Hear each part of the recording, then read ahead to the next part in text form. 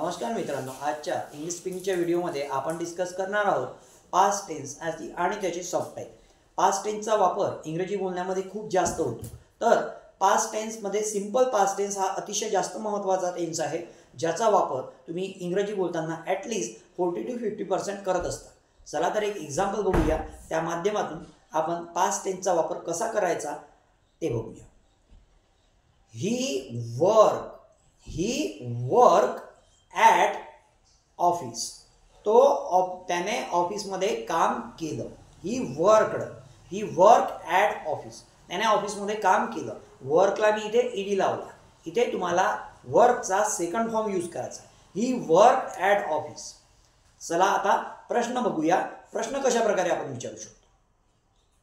Did you work at office? तू ऑफिसमध्ये काम केलं का? Did you work at office? When did you work at office? तू ऑफिसमध्ये कधी काम केलं? You did not work at office. तू ऑफिसमध्ये काम केलं नाही। Did you not work at office? तू ऑफिसमध्ये काम केलं नाही का? Why did you not work at office? तू ऑफिसमध्ये का काम केलं नाही? नेक्स्ट बघूया past continuous tense. You are working, तू काम करत आहे। यू आर वर्किंग हे प्रेझेंट मध्ये घेतो आपण। पास्ट मध्ये कसं म्हणायचं? तू काम करत होता, तर आरच्या ठिकाणी वर लावावं लागतं। यू वर वर्किंग, तू काम करत होता। वर यू वर्किंग, तू काम करत होता का? वेन वर यू वर्किंग, तू काम कधी करत होता? यू वर नॉट वर्किंग, तू काम करत नव्हता। वर यू नॉट वर्किंग, तू काम करत नव्हता का? Y were you not working, तू काम का करत नव्हता? नेक्स्ट बघूया पास्टचा perfect tense.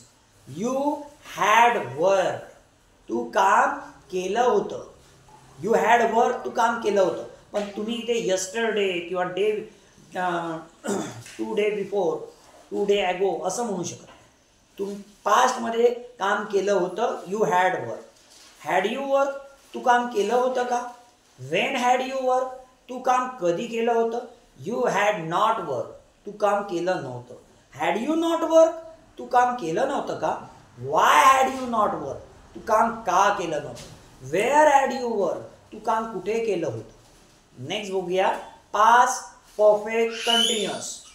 You had been working for 5 days, तू 5 दिवसापासून काम करत होता। You had been working for 5 days.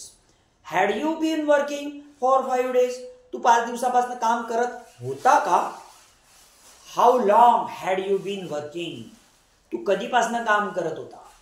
You had not been working for 5 days, तू 5 दिवसापासून काम करत नव्हता। Had you not been working for 5 days, तू 5 दिवसापासून काम करत नव्हता का? Why had you not been working for 5 days, तू 5 दिवसापासून का काम करत नव्हता? वाय म्हणजे का। We are asking reason here. तू का काम करत नव्हता? Why had you not been working for 5 days. तर अशा प्रकारे आपण पास्ट टेन्सचा वापर करून इंग्रजी फ्लुएंटली आणि अस्खलित बोलू शकतो। तुम्हालाही वाटतं का आपल्याला सुद्धा इंग्रजी फ्लुएंटली आणि अस्खलित बोलता यावं? आपल्या चॅनलला लाईक करा आणि सबस्क्राईब करा। Thanks for watching this video.